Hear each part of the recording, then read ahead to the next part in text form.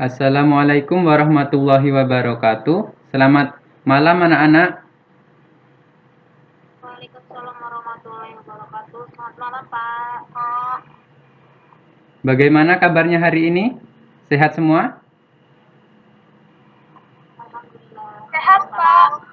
Alhamdulillah jika sehat semua. Maaf ya untuk pertemuan pada hari ini kita mengadakannya pada malam hari karena pagi hari tadi Bapak ada kesibukan jadi harus malam. Nah, di sini Bapak akan menjelaskan mengenai kelarutan dan hasil kali kelarutan atau biasa kita sebut KSP. Sebelumnya, alangkah lebih baiknya sebelum pembelajaran dimulai, kita berdoa terlebih dahulu. Untuk ketua kelas, silakan memimpin berdoa. Baik, sebelum kita memulai pada pembelajaran kita pada malam hari ini, marilah kita berdoa menurut agama dan kepercayaan kita masing-masing. Berdoa dimulai.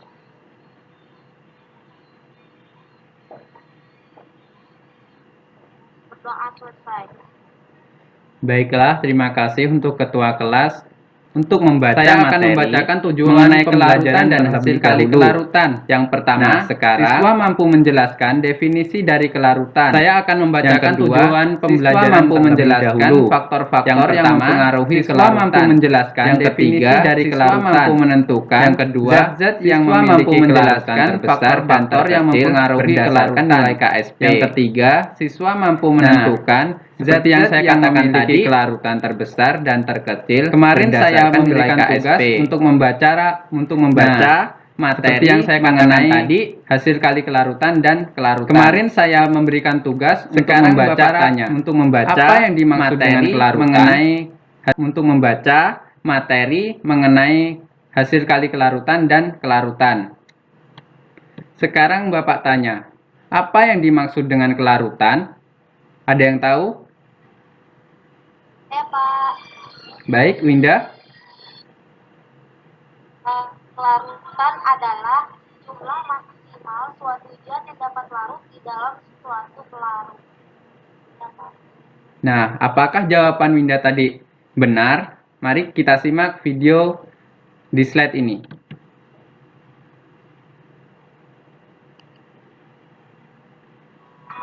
Tahu nggak sih apa itu kelarutan? Mari kita lihat contoh berikut. Ngaduk susu, ngaduk gula, ngaduk... bukan ini maksudnya. Maksudnya itu ngaduk kopi. Nah, sekarang udah tahu belum apa itu kelarutan? Kelarutan adalah jumlah maksimum zat yang dapat larut dalam sejumlah larut tertentu. Ditandai dengan huruf S.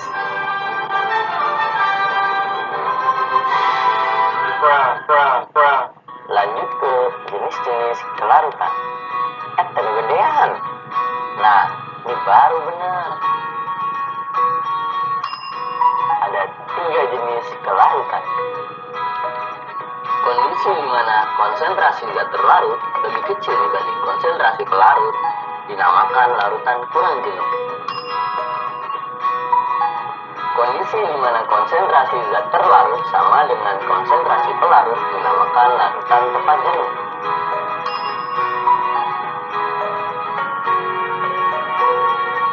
Kondisi di mana konsentrasi zat terlarut lebih besar dibanding konsentrasi pelarut dinamakan larutan mengendap.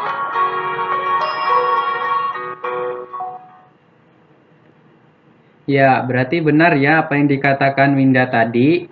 Jadi, kelarutan adalah jumlah maksimum suatu zat yang dapat larut dalam suatu pelarut tertentu.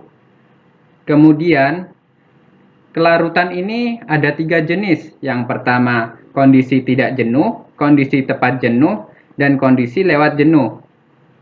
Di mana kondisi tidak jenuh, nilai KSP kurang dari KSP. Kemudian kondisi tepat jenuh, KSP sama dengan KSP. Selanjutnya, kondisi lewat jenuh, KSP lebih besar dari KSP. Lalu, apa itu KSP? Apa itu KSP? KSP adalah konstanta produk larutan suatu zat tertentu. Kemudian KSP adalah hasil bagi produk kelarutan. Nah, itu bedanya. Selanjutnya, perhatikan gambar di bawah ini. Ini Bapak ada 2 gelas, yang mana pada gelas nomor 1 berisikan 500 ml air. Kemudian di gelas kedua ada 1000 ml air. Nah, sekarang Bapak akan masukkan garam ke gelas nomor 1 sebesar 50 gram. Kemudian Bapak masukkan juga 50 gram garam ke dalam 1000 ml air. Nah, sekarang pertanyaannya, pada gelas nomor berapa yang akan cepat larut garamnya? Ada yang tahu? Tidak ada kan? Nah, larutan yang cepat larut itu adalah gelas nomor 2. Untuk selanjutnya, pertanyaannya sekarang, apabila yang larut adalah pada gelas nomor 2, maka pertanyaannya, apa yang menyebabkan gelas nomor 2 lebih cepat larut dibandingkan dengan gelas nomor 1? Kemudian nomor 2, apa saja faktor-faktor yang mempengaruhi kelarutan suatu zat? Selanjutnya,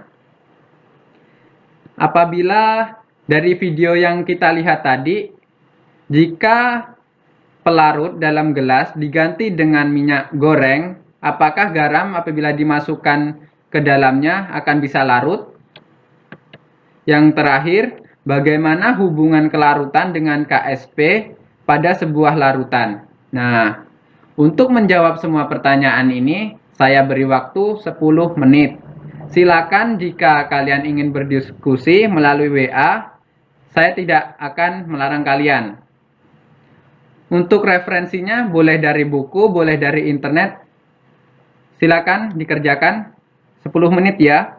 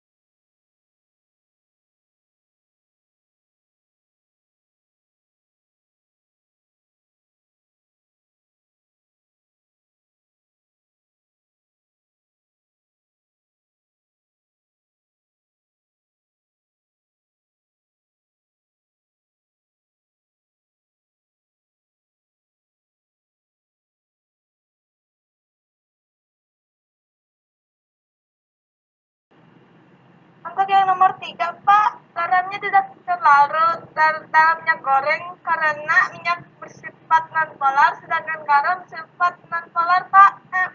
Garam bersifat polar, Pak. Oleh sebab itu keduanya sudah menyatu. Lalu untuk yang nomor 4, hubungan kelarutan dengan KSP yang sudah saya baca dari internet.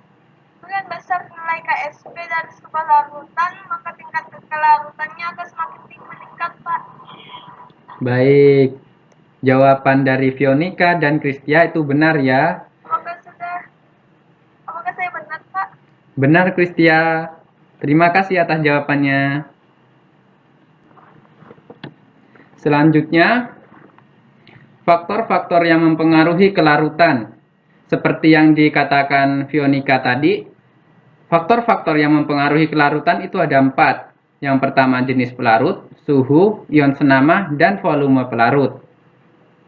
Nah, untuk jenis pelarut, apabila pelarut yang digunakan adalah polar, kemudian yang dimasukkan ke dalam pelarut tersebut adalah polar, maka akan terjadi kelarutan. Sedangkan apabila pelarutnya adalah polar, kemudian yang dimasukkan ke dalam pelarut tersebut adalah nonpolar, maka tidak akan terjadi kelarutan. Misalnya yang dikatakan saudari Kristia tadi, di mana minyak goreng apabila kita masukkan garam ke dalamnya tidak akan terlarut karena minyak goreng tadi bersifat nonpolar sedangkan garam bersifatnya polar. Kemudian suhu. Suhu di sini semakin besar suhunya yang digunakan dalam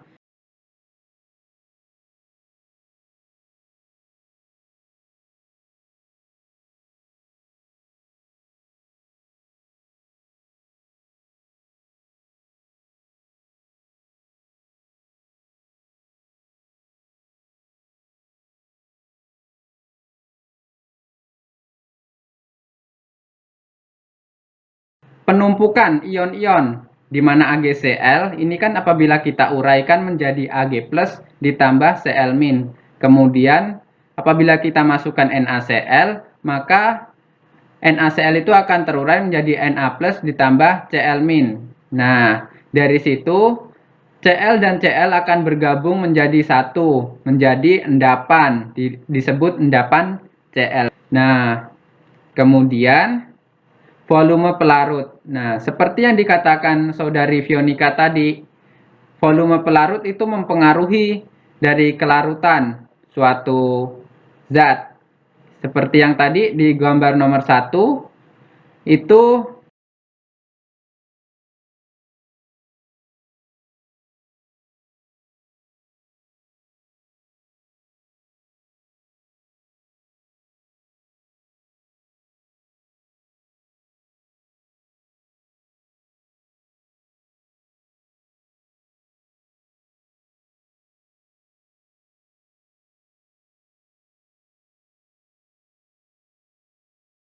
ini ada latihan soal.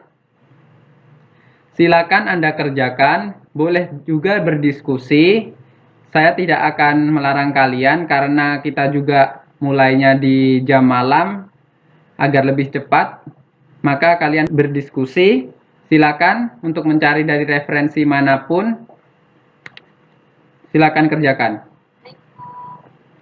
Ya, Pak. Baik, Pak.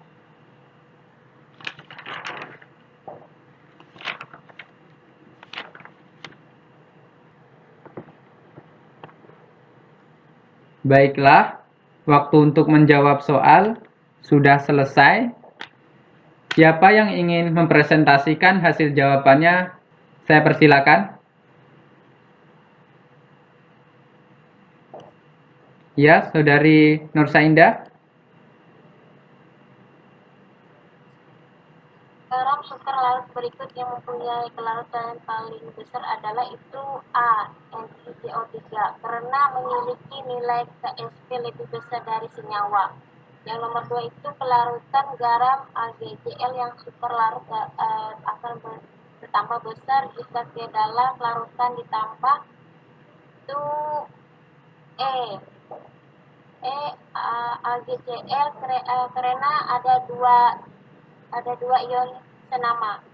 Yang nomor 3 itu urutan kelarutan garam tersebut dari yang terbesar ke yang terkecil adalah A. Ya, benar ya apa yang dikatakan saudari Nursa Indah tadi. Yang nomor 84 ini, semakin besar Ksp-nya, maka kelarutan akan semakin besar. Nah, itu kuncinya.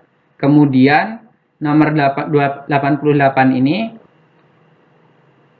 ini AgCl, kemudian kita tambahkan AgCl, maka akan ada dua ion senama. Oleh sebab itu, endapan yang akan terjadi akan semakin besar. Karena AgCl apabila terurai akan menjadi AgCl, Ag plus Cl, kemudian apabila kita tambahkan lagi kan semakin besar AgCl ditambah AgCl. Udah AgCl, kita tambah AgCl ya semakin tinggi endapannya. Oleh sebab itu ini dinamakan ion senama. Mengapa ion senama? Karena semakin ada ion senama di dalam suatu kelarutan, maka akan menyebabkan larutan menjadi sukar larut. Kemudian untuk yang nomor 102 ini, seperti yang tadi, apabila kita urutkan, semakin besar nilai Ksp, maka kelarutannya akan semakin besar. Baiklah, dari sini ada yang ditanyakan? Apabila kurang paham atau penjelasan saya masih kurang, saya persilakan. Saya, Pak. Iya, Saudari Fionika. Oke. Saya ingin bertanya, Pak. Mengapa suhu dapat mempercepat kelarutan pada zat padat, Pak? Misalnya seperti NaCl solid dimasukkan ke dalam air kemudian dipanaskan. Baik, Saudari Fionika. Ada lagi? Saya mau tanya nih, Pak. Misalnya nih ada larutan AgCl, kemudian itu ditambahkan dengan AgNO3. Nah, berarti itu dapat mengurangi kelarutannya, Pak, atau malah sebaliknya seperti itu. Baik, Pak. terima kasih Saudari Winda. Nah, untuk pertanyaan pertama tadi dari Fionika, mengapa suhu dapat mempercepat kelarutan pada zat padat, misalnya berupa NaCl solid, kemudian dimasukkan ke dalam air? Nah, jawabannya, ya, akan mempercepat kelarutan zat padat tersebut. Mengapa terjadi seperti itu? Karena kalor yang menyebabkan jarak antar molekul menjadi renggang pada zat padat tersebut apabila dimasukkan air, sehingga mengakibatkan kekuatan gaya antar molekulnya itu menjadi lemah dan mudah terlepas oleh gaya antar molekul-molekul air. Nah, itu dari jawaban untuk pertanyaan dari Fionika. Kemudian untuk pertanyaan dari Winda tadi, misalnya Pak, larutan AgCl kemudian ditambahkan AgNO3, berarti itu juga dapat mengurangi kelarutan ya Pak? Nah, jawabannya iya, akan mengurangi kelarutan dari zat tersebut. Mengapa hal itu bisa terjadi? Karena ada faktor ion senama, di mana larutan AgCl apabila kita urai menjadi Ag plus Cl min. Kemudian apabila ditambahkan AgNO3 maka akan terurai menjadi Ag plus menjadi NO3 min. Oleh sebab itu dari situ kan ada AgCl maka ada unsur Ag. Kemudian pada AgNO3 ada unsur Ag. Nah, dari situ apabila ditambahkan maka yang akan terjadi adalah endapan Ag. Oleh sebab itu hal tersebut dapat mengurangi kelarutan dari larutan tersebut. Mungkin itu saja yang dapat saya sampaikan. Sebelumnya ada yang tahu kesimpulan dari pembelajaran pada malam hari ini? Saya persilakan. Ya, Saudari Winar. Untuk kesimpulan pembelajaran hari ini, yaitu kelarutan adalah jumlah mekanisme suatu zat dapat larut di dalam suatu pelarut. Kemudian faktor-faktor yang mempengaruhi kelarutan yaitu jenis pelarut, suhu, ion senama, dan volume pelarut. Selain itu, semakin besar nilai Ksp, maka kelarutan akan semakin besar dan sulit mengendap. Itu aja, Pak. Baik, terima kasih Saudari Winarti. Jadi benar ya, Kesimpulannya, kelarutan adalah jumlah maksimum suatu zat yang dapat larut di dalam suatu pelarut. Kemudian faktor-faktor yang mempengaruhi kelarutan itu adalah jenis pelarut, suhu, ion senama, dan volume pelarut. Selain itu, semakin besar nilai KSP maka kelarutannya akan semakin besar dan sulit mengendap. Baiklah, mungkin itu saja yang dapat saya sampaikan. Maaf untuk hari ini apabila ada kesalahan dalam menjelaskannya. Kemudian saya tugaskan untuk pertemuan besok atau minggu depan maksudnya. Saya menugaskan kalian untuk mempelajari perhitungan mengenai kelarutan dan hasil kali kelarutan. Baiklah, saya tutup. Wabillahi taufiq wal hidayah. Wassalamualaikum warahmatullahi wabarakatuh. Selamat malam anak-anak. Waalaikumsalam warahmatullahi wabarakatuh. Selamat malam, Pak.